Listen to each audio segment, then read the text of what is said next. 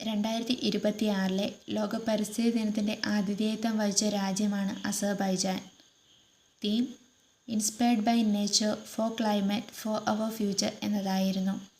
പ്രകൃതിയിൽ നിന്ന് പ്രചോദനം ഉൾക്കൊണ്ട് കാലാവസ്ഥയ്ക്കായി നമ്മുടെ ഭാവിക്കായി എന്നതായിരുന്നു 2026 ലോക പരിസ്ഥിതി ദിനത്തിൻ്റെ പ്രമേയം.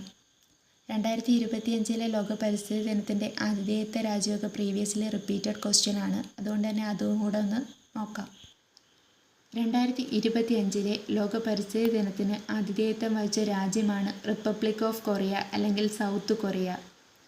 തീം ബീറ്റ് പ്ലാസ്റ്റിക് പൊല്യൂഷൻ എന്നതായിരുന്നു. പ്ലാസ്റ്റിക് മലിനീകരണത്തെ തോൽപ്പിക്കുക എന്നതായിരുന്നു 2025 ലോക പരിസ്ഥിതി ദിനത്തിൻ്റെ പ്രമേയം. 2024 ലോക പരിസ്ഥിതി ദിനത്തിന് ആതിഥേയത്വം വഹിച്ച രാജ്യമാണ് Saudi Arabia. Theme land restoration, desertification and road resilience എന്നതായിരുന്നു. ഭൂമി പുനഃസ്ഥാപനം, മരുഭൂമീകരണം, വരൾച്ച പ്രതിരോധം എന്നതായിരുന്നു 2024 ലോക പരിസ്ഥിതി ദിനത്തിൻ്റെ പ്രമേയം.